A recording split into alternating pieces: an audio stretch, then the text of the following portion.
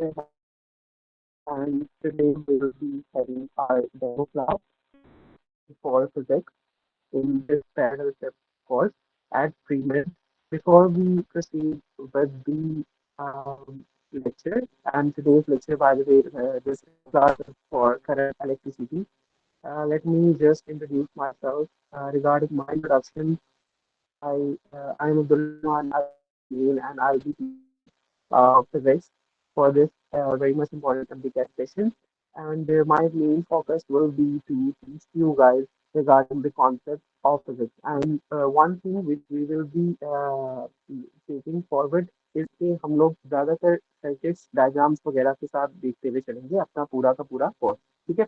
और इसके अलावा हम लोग प्रॉपरली हर टॉपिक के बाद और हर सेशन के बाद हम लोग प्रॉपरली उसको एनालिसिस करेंगे उसकी प्रैक्टिस एमसीक्यूज के साथ, ठीक है। Moving forward, let me tell you guys कि पैरेलल प्रेप कोर्स क्या है। Just one thing that I wanted to tell all of you कि अगर आप अभी एफएससी में हो तो आपके लिए ये बहुत ज़्यादा ज़रूरी है कि आप लोग फिजिक्स को या किसी भी सब्जेक्ट को एमडीकैट को तैयार करना स्टार्ट कर दो। This is very important. If you are thinking कि अभी हमें ज़रूरत नहीं है या फिर अभी हमने नहीं करना या जब टाइम आएगा हम लोग तब करेंगे, तो this won't be of any use honestly. उसका कोई भी आपको फायदा नहीं होगा, ठीक है। तो दिस इज वेरी इंपॉर्टेंट कि आप अभी से ही हर चीज अपनी स्टार्ट कर दोगे तो काफी ज्यादा आपके लिए आसानी होती होती जाएगी इन फ्यूचर। और जैसे जैसे आप आगे अगली कैट को तैयार करते जाओगे, तो let me just go through all the features which this parallel prep course is offering by pre-med। सबसे पहले यहाँ पर आपको 150 प्लस लाइव लेक्चर्स गिवन है, ठीक है। This is very important and I believe this is very much helpful कि आपको 150 से ज़्यादा लाइव लेक्चर्स आपको दिए जा रहे हैं with MCQ discussion and detailed notes, ठीक है। तो मुझे ऐसा लगता है कि अगर आपको लाइव लेक्चर्स प्रोवाइड किए जा रहे हैं, लाइव लेक्चर्स का ये फायदा होता है कि आप साथ साथ टीचर से क्वेश्चनिंग वगैरह कर सकते हो। लाइव लेक्चर्स का ये फायदा होता है इंस्टेड ऑफ रिकॉर्डेड लेक्चर्स जहाँ पर आप वन ऑन वन इंटरेक्ट नहीं कर पाते अपने टीचर से। उसके बाद यहाँ पर आपको साथ ही डिटेल नोट्स भी प्रोवाइड किए जाते हैं। अब डिटेल नोट्स का पर्पस ये होता है कि जैसे ही आप अम, अपना लेक्चर कंप्लीट करते हो तो जिन नोट्स से आपको टीचर ने पढ़ाया होता है वो वाले नोट्स आपको प्रोवाइड कर दिए जाते हैं और वो एनोटेटेड नोट्स होते हैं, ठीक है। उसके आगे वी हैव 1000 प्लस एमसीक्यूज, ठीक है, 10,000 प्लस सॉरी। इन एमसीक्यूज के अंदर आपको प्रॉपरली प्रैक्टिस करवाई जाती है because at the end of the day MCQs का ही टेस्ट है आपका एमडीकैट।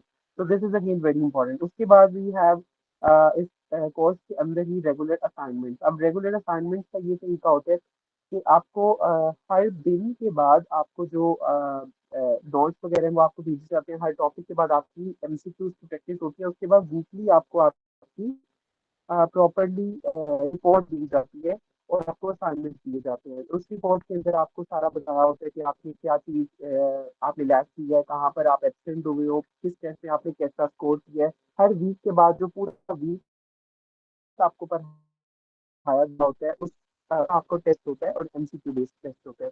तो this is again very helpful I believe और क्या ही को।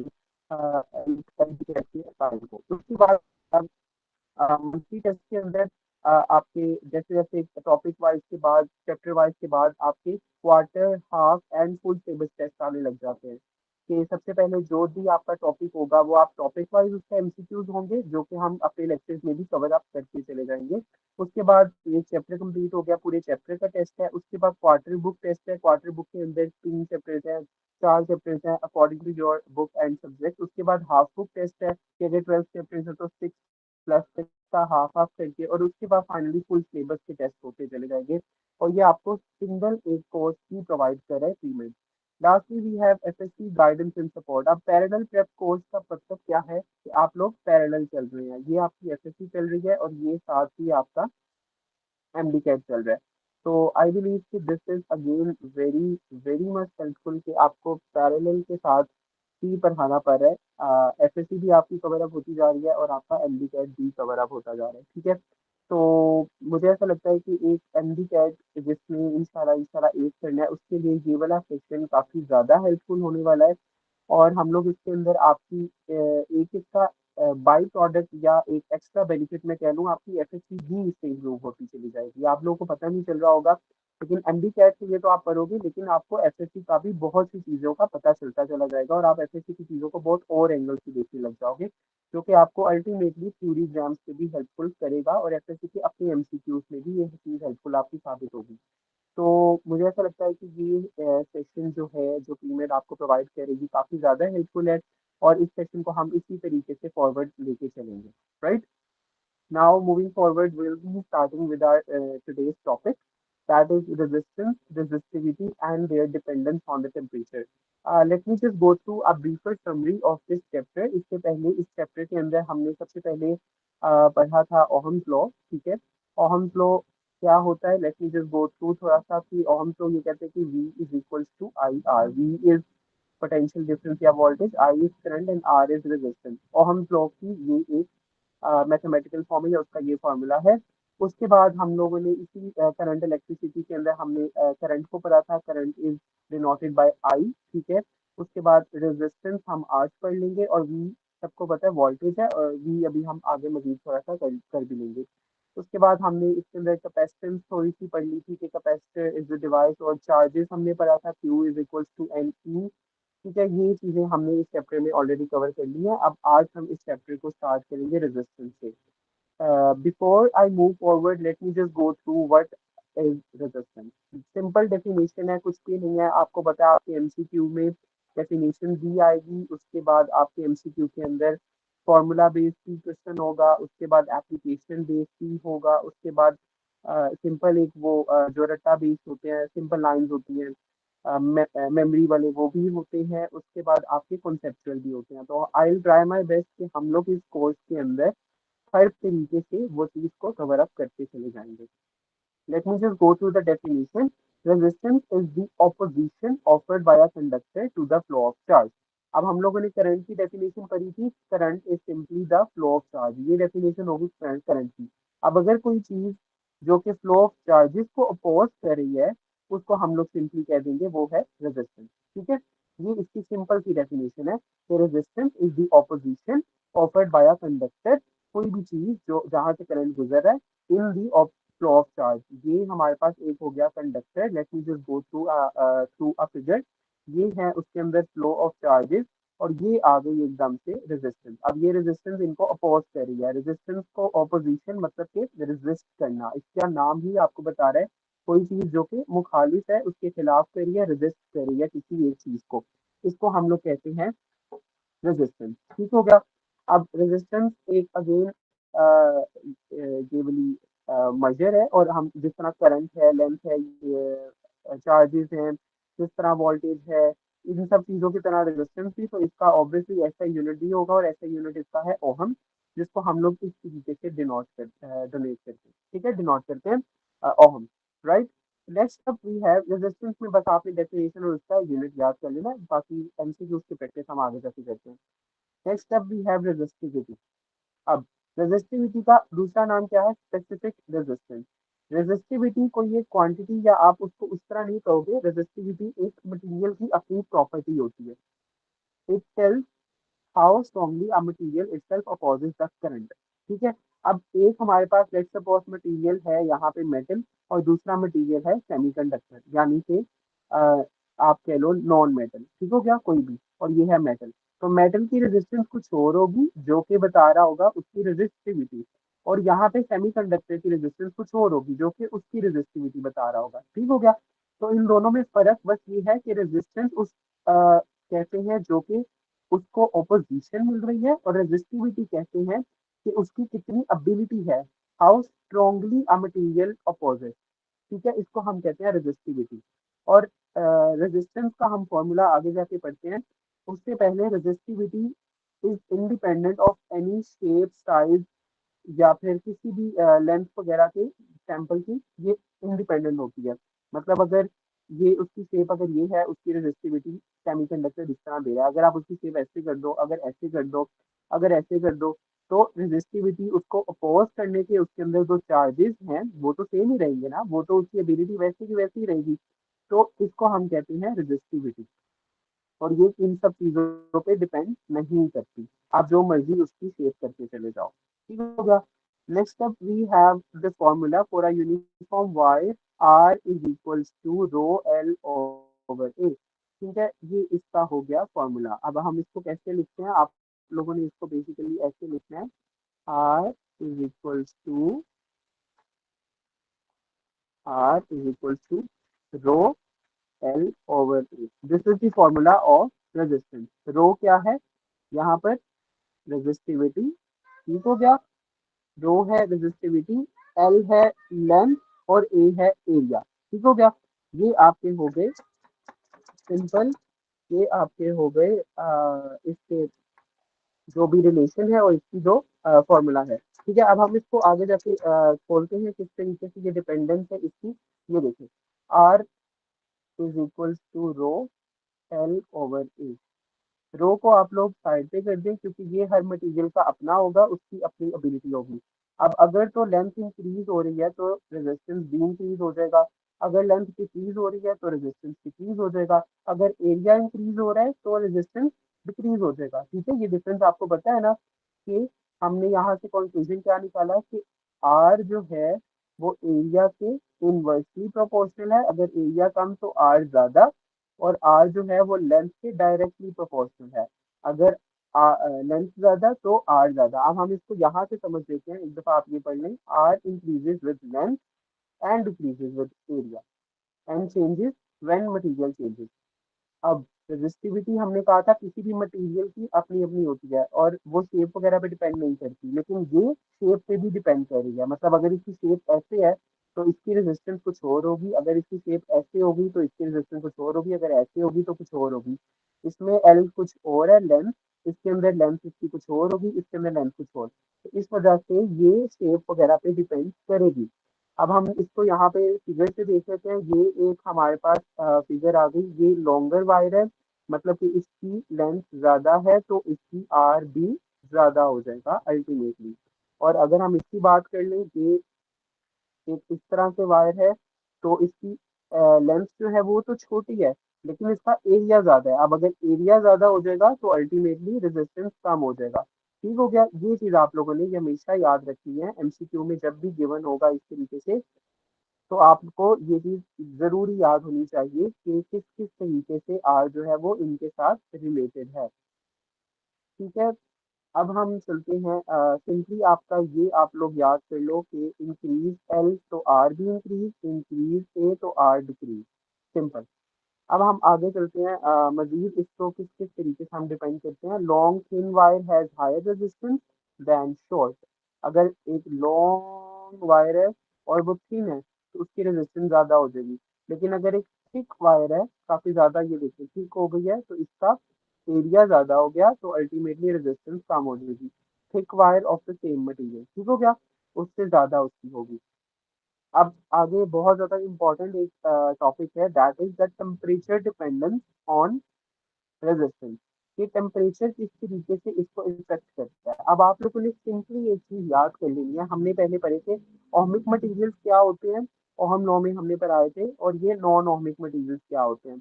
ओहमिक मटेरियल्स हमने कहा था जिनका ग्राफ ऐसे जा रहा होता है और नॉन ओहमिक का ग्राफ ऐसे हो जाएगा, ऐसे हो जाएगा, इस तरीके से डिफर करता है।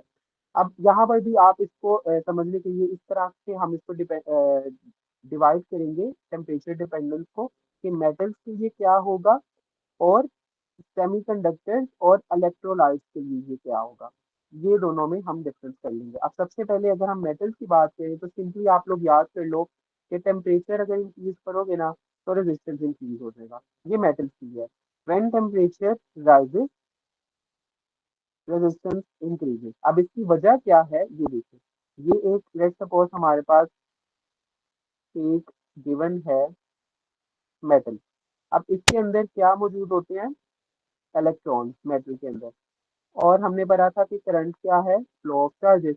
अब अगर इसके अंदर चार्जेस या फिर इलेक्ट्रॉन्स मौजूद हैं और अगर इसका टेम्परेचर ज्यादा कर दिया तो टेम्परेचर ज्यादा होने की वजह से क्या होगा, ये लोग वाइब्रेशंस करने लग जाएंगे, वाइब्रेशन इनकी इंक्रीज हो जाएगी। अब अगर वाइब्रेशन इंक्रीज होगी तो ये आपस में टकराने लग जाएंगे, ये जो है ये इसके साथ टकराएगा, ये इसके साथ टकराएगा, ये इसके साथ टकराएगा। ये इसके साथ टकराने लग जाएंगे। आपस में ये जब टकराने लग जाएंगे तो फिर अल्टीमेटली क्या होगा, इनका जो फ्लो ऑफ चार्जेस है जो कि सर्किट में करना था करंट के लिए, वो कम होता चला जाएगा। अब जब वो फ्लो कम हो जाएगा तो अल्टीमेटली रेजिस्टेंस ज्यादा हो जाएगी। रेजिस्टेंस क्या था, ओपोजिशन, और इसके रिजल्ट में करंट कम मिलेगा आपको। ठीक है, आर और आई का इनवर्स रिलेशन है, आर और टी का डायरेक्ट रिलेशन है। तो आप लोगों ने ये याद कर लेना कि मेटल, अगर मेटल की बात हो रही है, एमसीक्यू में की वर्ड होगा मेटल का। अगर टेम्परेचर ज्यादा है तो रेजिस्टेंस ज्यादा हो जाएगी, बस। और उसकी वजह क्या है, क्योंकि कोलिजन ऑफ इलेक्ट्रॉन्स बहुत ज्यादा होने लग जाते हैं। Next up we have semiconductors के लिए क्या होता है। इस रिलेशन पे हम लोग बाद में आते हैं, पहले हम सेमीकंडक्टर्स के लिए पढ़ लेते हैं। सेमीकंडक्टर या फिर इलेक्ट्रोलाइट, उसके लिए सिंपल आप लोग याद कर लो, resistance generally decreases when temperature rises. ठीक हो गया। यहाँ पर अगर बात हो जाएगी कि उसका, अगर बात हो जाएगी कि कौन सा सेमीकंडक्टर गिवन होगा, नाम आपको गिवन होगा, या इलेक्ट्रोलाइट है, तो फिर आपने याद कर लेना, टेम्परेचर बढ़ा तो साथ ही रेजिस्टेंस कम हो जाएगी। और इसकी वजह क्या है, इसकी वजह ये है कि चार्ज जो इसकी वजह सिंपल आप लोग याद कर लो कि चार्ज का ये की जो कंसंट्रेशन है ना, वो इंक्रीज हो जाती है इलेक्ट्रोलाइट के अंदर। जब आप टेम्परेचर इंक्रीज करते हो तो जब चार्जेस ज्यादा हो जाएंगे तो फिर अल्टीमेटली उनका फ्लो ज्यादा हो जाएगा। अच्छा, अप्रोक्सीमेशन रिलेशन आप लोग एक याद कर लो मेटल्स के लिए। वो रिलेशन ये है कि आर टी, यानी कि किसी एक स्पेसिफिक टेम्परेचर पे is equals to R naught या फिर आर जीरो, ये है किसी एक 0 डिग्री सेल्सियस पे। इसका रिलेशन क्या होता है, 1 + ΔT।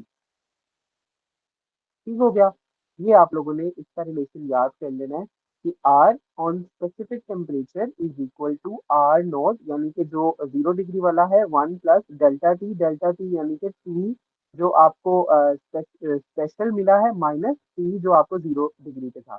ये वाला रिलेशन आप लोगों ने याद कर लेना है।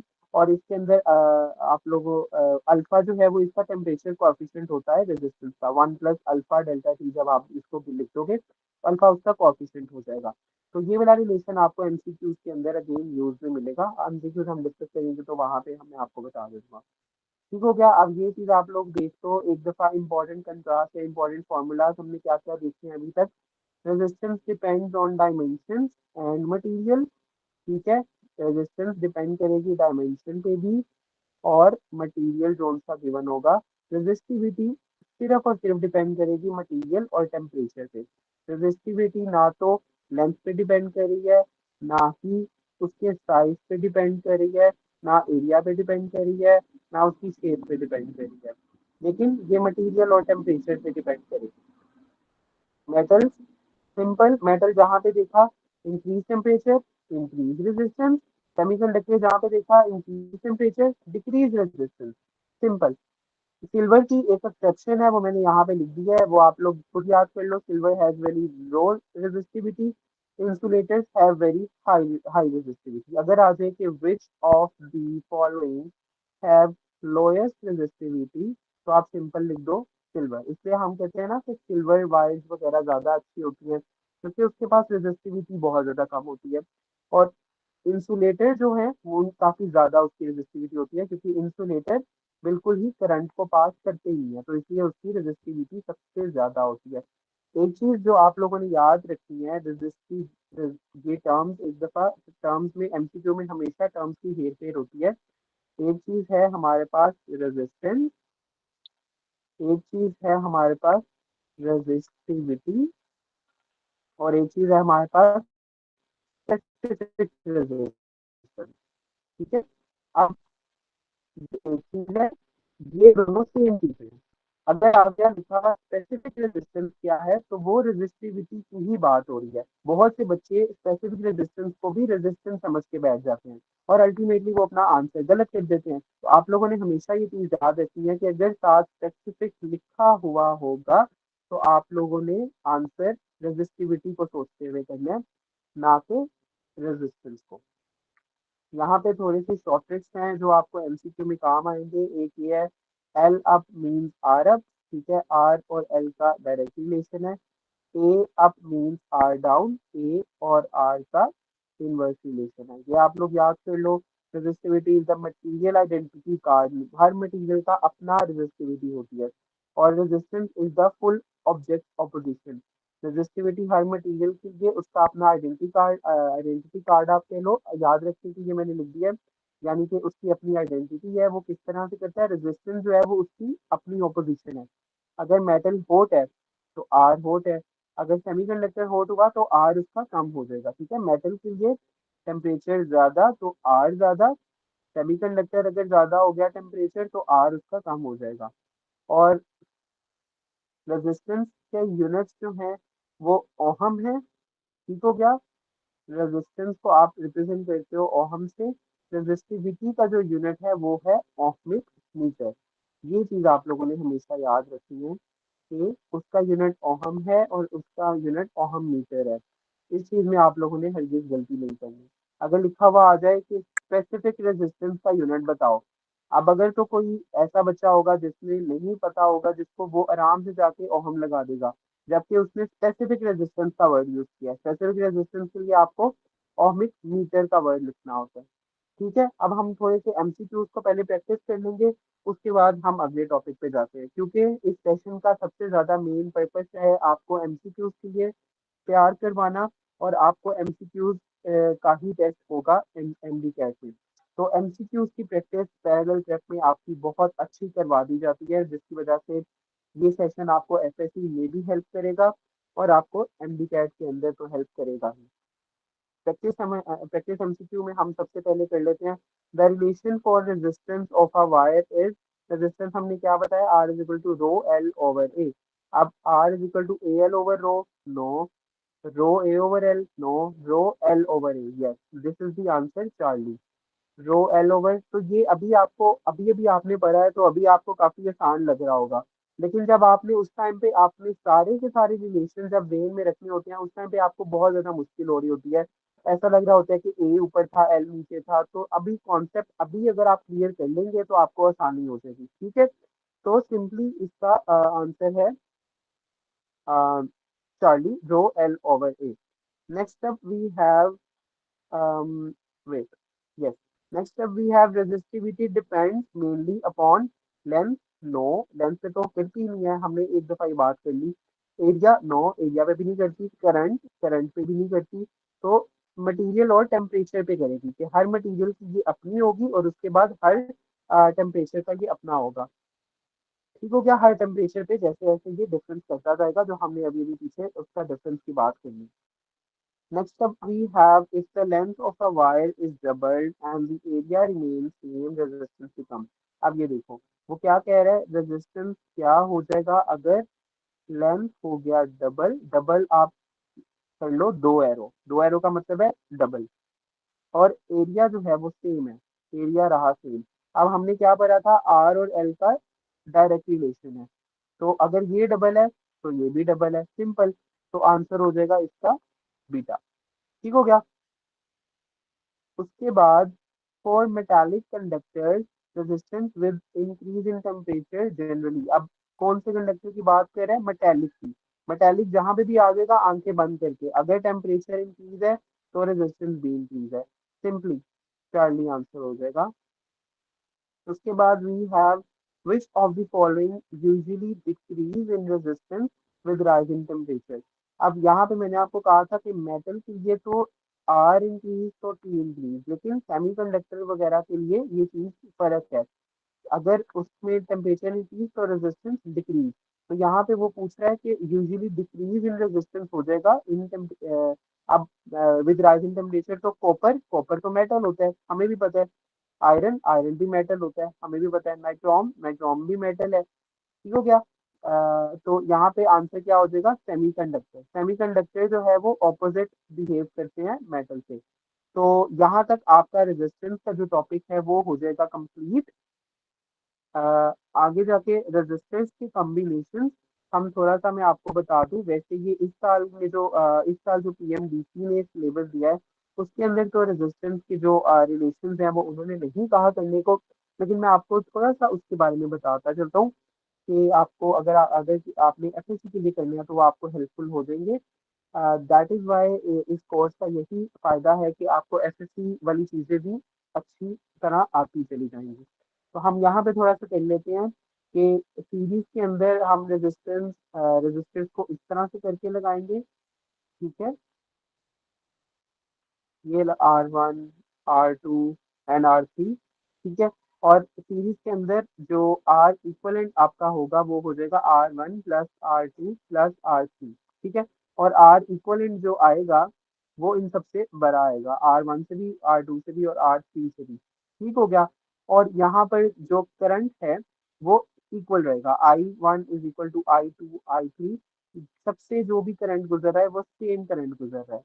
ठीक है, लेकिन यहाँ पे जो वोल्टेज है वो इन सबके अंदर डिवाइड हो जाएगा। This is for series. अगर हम पैरेलल की बात कर लें तो पैरेलल के अंदर ये सब की सब चीजें ऑपोजिट हो जाएंगी। ठीक है, पैरेलल के अंदर क्या होगा कि 1/R इक्वलेंट आप इसको करोगे, क्योंकि वो चीजें पैरेलल के अंदर चली जाएंगी इस तरह से। इस तरह से आपका पैरेलल का सर्किट बनता है। तो 1/R equivalent 1/R1 plus 1/R2 plus 1/R3। और जो आपका आर इक्वलेंट आएगा वो इन सबसे छोटा आएगा।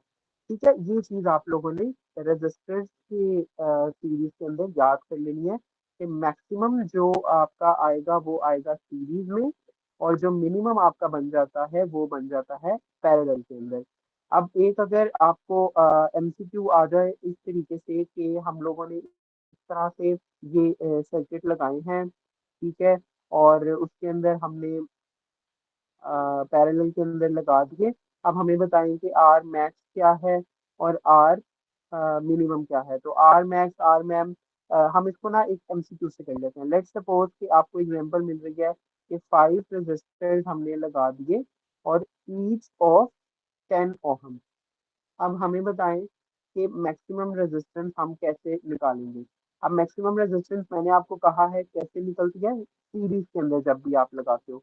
तो सीरीज के अंदर आप 5 है ना, तो आप R1 plus R2 plus R3 plus R4 plus R5 इन सबको आप कर दो प्लस।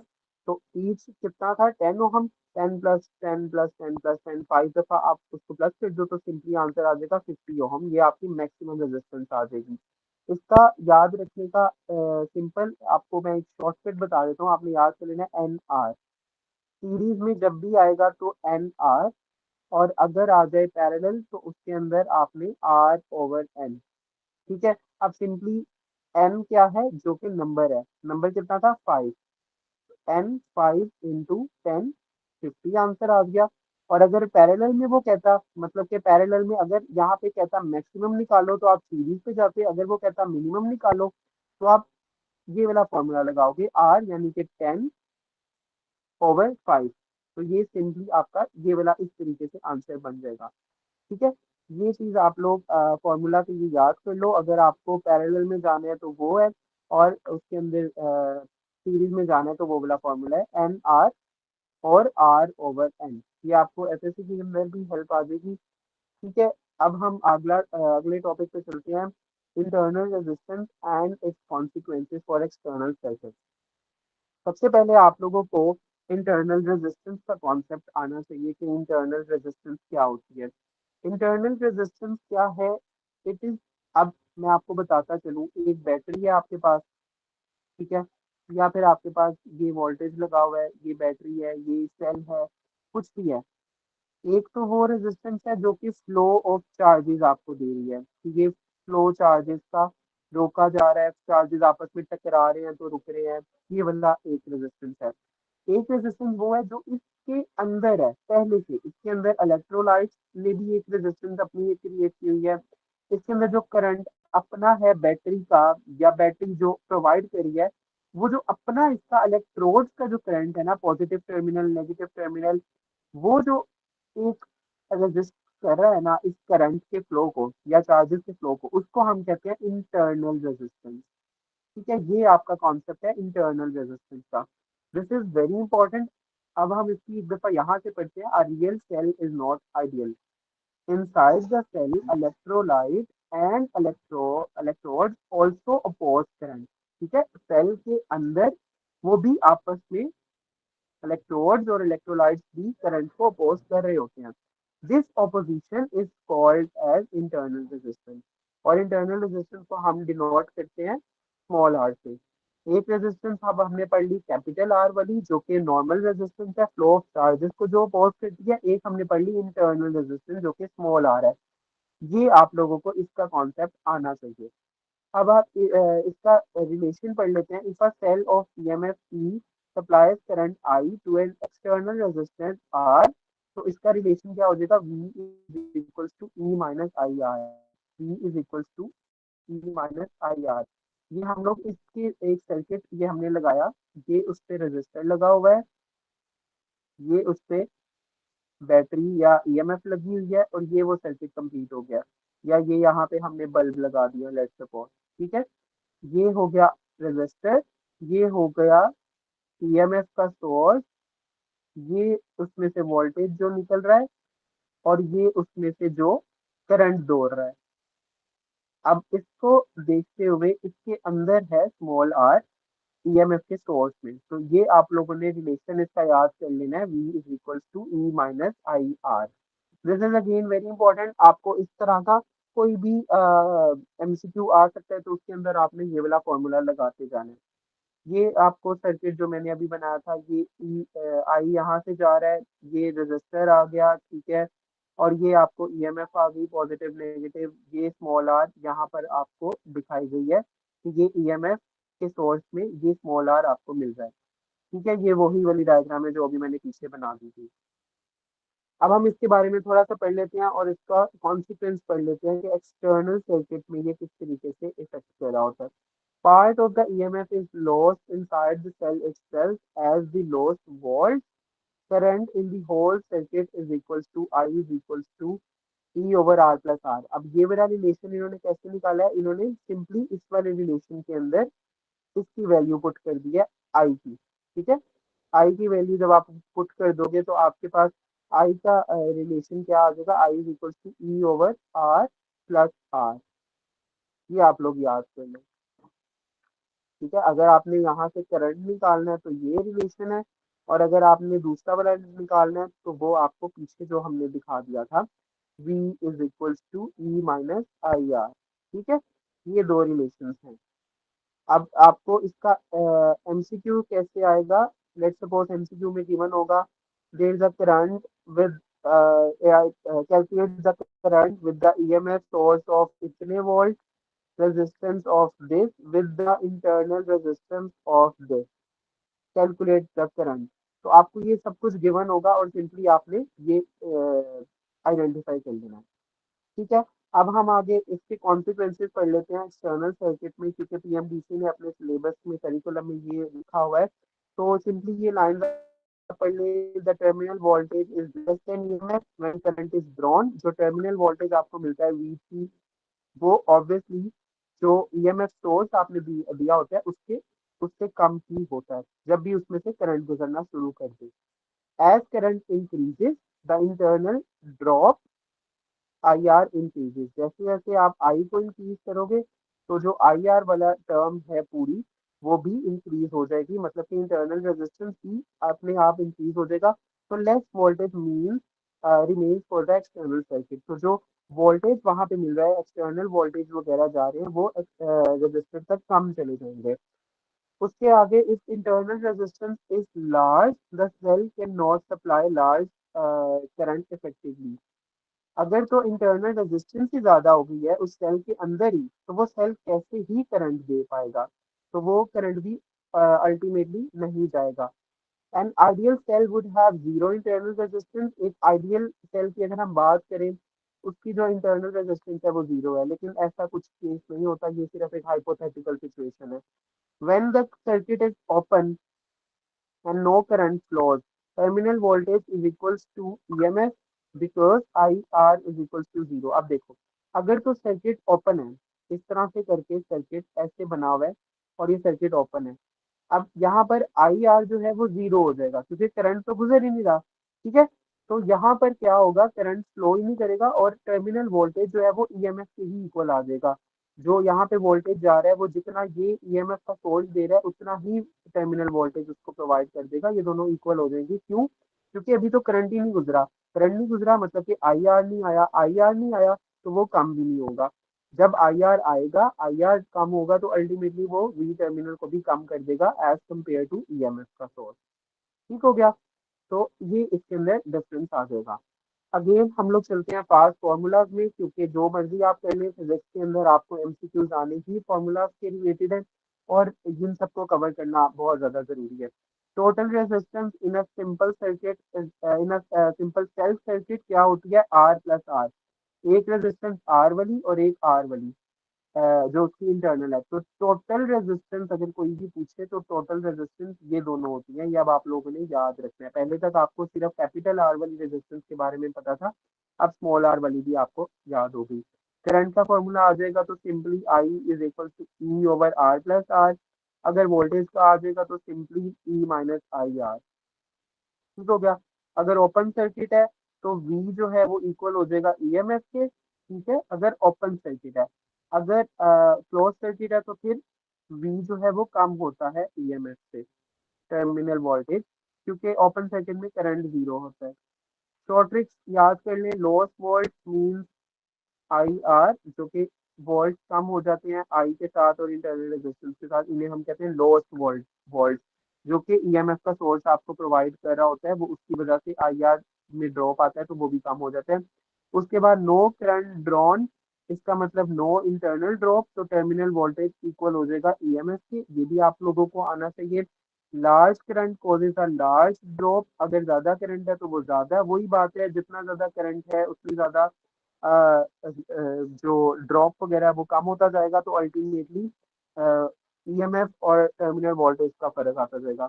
उसके बाद इफ आर इंक्रीजेस, अगर इंटरनल रेजिस्टेंस ही ज्यादा हो रही है तो करंट जो है वो कम होता जाएगा, क्योंकि एक सेल है उसके अंदर अभी इंटरनल वोल्टेज है। लेट्स सपोज मैं आपको रियल लाइफ एग्जांपल से ये समझाता हूँ कि अगर एक सेल आप लेकर आए हो अभी अभी शॉप से, अभी उसको डे वन है, तो डे वन के अंदर अगर वो आप सेल लेकर आए हो तो उसकी इस टाइम पे इंटरनल रेजिस्टेंस होगी 2 ओहम, और ये सेल बहुत अच्छी तरह आपकी घड़ी के अंदर डल जाएगा। अगर अब उसको डे 50 आ गया है और इस टाइम पे उसकी इंटरनल रेजिस्टेंस क्या हो जाएगी? 50 ओहम, मतलब कि 48 ओहम इंक्रीज हो गई। इतने ज्यादा फॉल्ट। अब जब वो इंक्रीज हो गई तो अल्टीमेटली वो सेल काम करना बंद कर देगा, करंट आना बंद हो जाएगा, तो अल्टीमेटली उसका करंट कम हो जाएगा। तो ये ही इस बात का मतलब है कि अगर इंटरनल रेजिस्टेंस ज्यादा हो जाएगी तो आपका एक्सटर्नल करंट जो है वो कम होता चला जाएगा। ठीक है, अब हम कुछ एमसीक्यूज अगेन यहाँ पे डिस्कस कर लेते हैं। Internal resistance is the resistance which, again मैंने आपको कहा था कि डेफिनेशंस आपकी स्टेटमेंट दी आती है एमसीक्यूज में। Which of external wires, no external का तो इससे कुछ लेना देना नहीं होता। Inside the cell size of load only, no load वाली वही वाली होती है। Air around the circuit, air का तो रेजिस्टेंस में यहाँ पे कोई है ही नहीं, और अराउंड द सर्किट कोई है ही नहीं, तो इनसाइड द सेल या फिर सोर्स। ठीक है। द टर्मिनल पोटेंशियल डिफरेंस यानी कि VT, cell delivering circuit of current, is equal to V is equal to क्या मैंने आपको कहा था? E minus I R. मतलब कि वीटी, ई में से अगर आप आई आर निकाल दोगे तो आपको वीटी मिल जाएगा, टर्मिनल वोल्टेज। और ये क्या होता है? इंटरनल ड्रॉप जो हो रहा है वो होता है। Next up we have when no current is drawn from a cell, terminal voltage is, अभी अगर करंट कोई भी सेल से नहीं गुजरा तो टर्मिनल वोल्टेज क्या होगा? वो ईएमएफ के ही इक्वल हो जाएगा। ये बात अभी अभी हमने पीछे काफी दफा कर ली है कि अभी करंट ही नहीं गुजर रहा, मतलब कि आईआर आया ही नहीं, तो फिर अल्टीमेटली जितना ईएमएफ का सोर्स दे रहा है उतना ही टर्मिनल वोल्टेज आता रहेगा। उसके बाद current supplied by a cell of EMF E, external resistance R and internal resistance small r is equal to E over R plus R। ठीक हो गया। ओके, तो इसका ओके, तो इसके अंदर आपने E over R plus R वाली चीज आपने याद कर लेनी है। ठीक है, ताकि आपको पता चल जाए कि इसका फॉर्मूला क्या है। फॉर्मूला आप लोगों ने इसका याद कर लेना है। उसके बाद we have in if internal resistance of a cell increases while EMF and load stay the same। अगर इंटरनल रेजिस्टेंस ज्यादा कर दिया आपने लेकिन उसका ईएमएफ भी सेम है और लोड भी उसका सेम है, तो current in external circuit obviously decrease हो जाएगा। ये देखें, अगर यहाँ पर अगेन वो सेल वाली जो मैंने आपको एग्जांपल दिया है, अगर ईएमएफ का लोड सेम है लेकिन उसके अंदर मौजूद इंटरनल रेजिस्टेंस ज्यादा है, मतलब कि एक जो आप सेल लाए थे उसको 48 डेज हो गए हैं, अब उसकी रेजिस्टेंस कम हो गई है, तो करंट क्या हो जाएगा, कम हो जाएगा, करंट उसका अल्टीमेटली डिक्रीज कर जाएगा। ठीक हो गया। तो दैट इज इट, जो अभी तक हमने पढ़ लिया। ठीक है, हम लोग एक दफा हम लोगों ने आज पढ़ा क्या क्या है, उसकी हम लोग समरी एक दफा कर लेते हैं। समरी के अंदर हमने ये चीजें पढ़ी हैं कि सबसे पहले हमने स्टार्ट किया रेजिस्टेंस से, कि रेजिस्टेंस को आप किस तरीके से डिवाइड करते हो और रेजिस्टेंस की डिपेंडेंसी किस किस तरीके से है। ठीक है, उसके बाद हमने आज पढ़ लिया कि टेम्परेचर कैसे उसको इफेक्ट करता है, और उसके बाद हमने पढ़ लिया कि रेजिस्टेंस के आगे हमने इंटरनल रेजिस्टेंस भी पढ़ ली, और उसका स्मॉल आर और कैपिटल आर उन दोनों का हमने रिलेशन देख लिया। तो इसके अंदर अगर आपका कोई भी क्वेश्चन वगैरह हो तो आप सिंपली हमें टेक्स्ट करके बता सकते हो, और इसके अलावा अगर आप लोगों का कोई भी क्वेश्चन वगैरह होता है तो आप नीचे कमेंट कर सकते हैं, ताकि हमें आपका क्वेश्चन वगैरह पता चल जाए। और before I conclude the question, या फिर before I conclude this chat, I wanted to say you guys कि अगर आप लोग मुझसे पढ़ना चाहते हो या फिर अगर आप लोग ये वाला सेशन लेना चाहते हो तो आप लोग नीचे पिन कमेंट देख सकते हैं। पिन कमेंट के अंदर आपको इस कोर्स के बारे में जो भी इंफॉर्मेशन आप लोगों को रिक्वायर्ड है वो आपको गिवन दे दी गई है, और वहाँ पर आप लोगों में हमारे मैनेजर से बात कर सकते हो। वो मैनेजर आपको बता देंगे कि आपको किस किस तरीके से इस कोर्स के अंदर फैसिलिटेट किया जाएगा, और वो कोर्स के बारे में मजीद आपको इंफॉर्मेशन दे देंगे। ठीक है, तो इस कोर्स के अंदर again I would very much recommend everyone to take this course because it is very much useful for your SSC as well as for your MDCAT preparation। ठीक है, इसके अलावा इस कोर्स के अंदर आपको डिस्काउंट भी दिया जाएगा, वो अगेन आपको पिन कमेंट में आप चले जाएं, पिन कमेंट के अंदर जाके आपको बता दिया जाएगा कि आपने किस किस तरीके से इस कोर्स को अवेल करना है, और इस कोर्स के मजीद जो भी फायदे हैं, इस कोर्स की जो भी फीचर्स हैं, वो आपको हमारे मैनेजर बता दें कि आप उनके साथ ऐड कर लें। That is it for everyone. Allah Hafiz, thank you so much.